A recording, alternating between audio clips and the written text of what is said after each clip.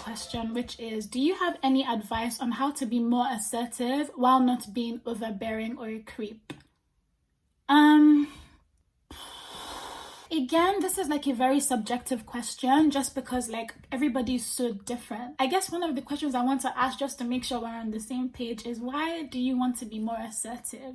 Like, do you feel like a woman is currently walking over you? Do you think like she's more opinionated than you? Like, I guess one thing is figuring out the why, first of all, just to make sure that you're not trying to be assertive just for being assertive's sake, because that's not cute. And like, I can only speak for myself, but if I took myself as an example, I am quite assertive. Like, I know what I want and I know what I don't want, and I don't want it. Like, I know myself like well.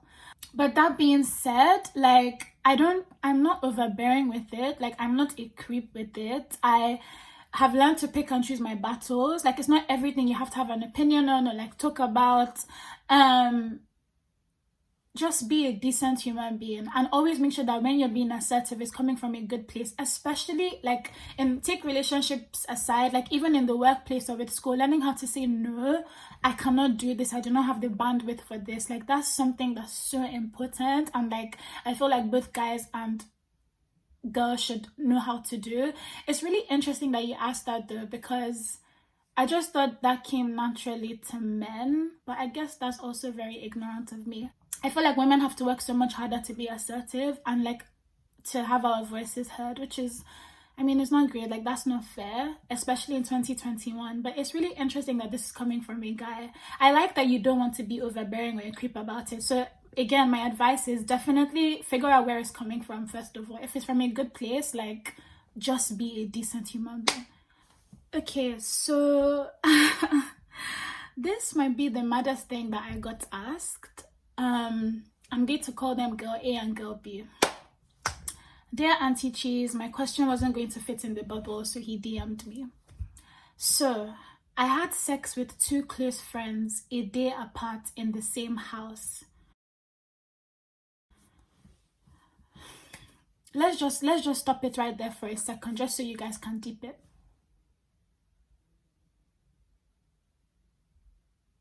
I really was only feeling the first girl A. The second one, girl B, practically came at me right after girl A left the house. Enjoyment. So girl A left the house one day after she had sex with this guy. And then girl B was still there and had sex with him the next day. And apparently she came onto him. The problem now is I actually really like girl A, and we might start dating. God. Please. I feel like I need to tell her about this shit that went down, but at the same time, it would definitely hurt her so much.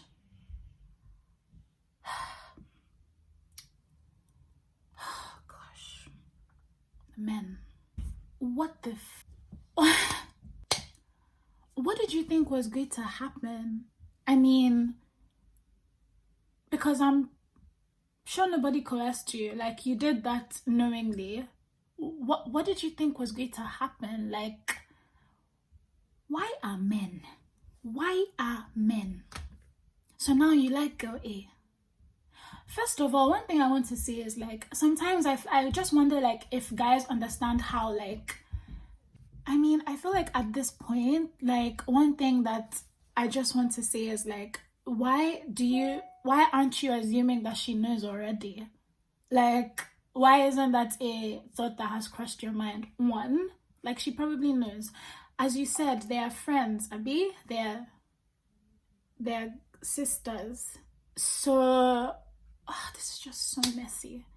One thing that I will say to you is, no matter how difficult it is, no matter how long it takes you, and it shouldn't take you too long, you have to tell the truth. Like, you have to tell the truth. If you like this girl and like you're being serious, because I can't tell if you're serious or not, I'll be very honest with you. But if you like this girl and you think that this is something that could go somewhere and like you want her, you need to tell her the truth. There's no point starting something and you start it on a lie. If it works out for you, if she forgives you, like, cool. If it doesn't, then at least you told the truth. Like, that's definitely one thing, like, I wanted to just make sure it came across in all of this madness. But men, if you guys can get past something like this, then you guys are going to be 30. You guys are going to be like, but you are moving very, very mad. You are moving mad. You moved mad. Just so, as in I said it. Because somebody asks, is the 90-day rule still a thing? This is not a TV show. Like, people, I don't know anybody that has a 90-day rule. Just like putting it out there. Girls, if you do, like, please let me know, and like also like why you do that. Because I don't know, like, realistically, like in real life, I don't know anybody who does that. Somebody says, what are top 5 things that would definitely give her the ick? I think like inconsistency is one that, you know, universally, like, girls don't like. Just don't come here and waste my time. There's actually just no point. Like, you didn't have to do that. If you start something and you cannot see it through, like, please say something. Don't be inconsistent. Don't start being like a flip-flop ass head ass. Do you know what I mean? Like, just tell somebody, like, this is not working, like, you're not feeling this, etc. Inconsistency will 100% give me the ick, and anybody I know. I feel like also, like, if a guy was very clingy, like you don't ever want to give me space to breathe, you don't ever want to do anything without me, that would make me run mad. I don't know if, like, this is something that other girls like. I would be surprised, and I'm not talking about like intimacy. That's very different from a guy being clingy. As in, you cannot go to Tesco without him being your handbag. It's just a little weird. So we said 2 things, right? I think the third thing would be like insane jealousy or like obsessiveness. Hey, obsession. You know what? I feel like one serious red flag for me, and will also be like an immediate ick, is if a guy said to me like, oh, like, why are you hanging out with this guy who's been my friend for years? I can't even, as in, please just get out. Get out. I beg, get out of this place. I would never, even if, and I've mentioned this already, that, you know, like, I do tend to get jealous. Again, like, please know that this is not like I'm not a jealous person in a relationship, but I can remember situations where, like, I was.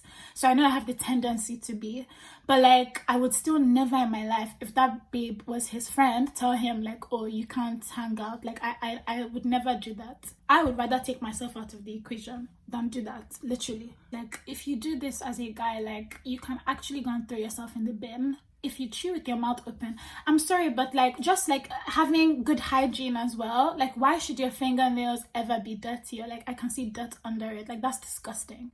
Or, you know, like, if you stink, or if your breath stinks. Oh, I have a good one. One thing that I've clocked as well that a lot of girls don't like, especially in the United Kingdom, because it seems like UK guys are just so bloody stingy, is selfishness. And I'm talking about, like, sometimes when you go out, like, bring out your wallet. Let it be a thing that I'm saying, no, baby, like, I want to split that with you. As in, UK men are just something else. I'll be very honest with you, Nigerian men are not like this, but like, I beg. Like, we're going somewhere, you've asked me out to a date, I've done all of this, I look cute, then the bill comes out, you're looking at me. And I know that this is like one of those things that, like, is, again, it's subjective, because many girls, I guess, don't mind. I personally think that deep down they mind. They just don't know how to say it, because they've gone and proclaimed out loud that they don't mind. But yeah, like, please bring out your wallet. Somebody asks, in a new relationship, is it good to set precedent on things early? I think yes. Especially, I feel like the whole point of our youth right now is to, you know, experience people and like date people and try and figure out what it is you like, what it is you don't like, you know, take a little bit of something from everybody that you're with. And I feel like when you do that, that helps you understand what your principles are, right? It helps you set your precedent. So like, if you do get into a relationship, you can nip something in the bud like so much quicker, just because like you already know. Like, for instance, you know, any of the things I mentioned like before, like with the ick, like, you know, like if there are things that are really like deal breakers for you, like it's something that you're able to just.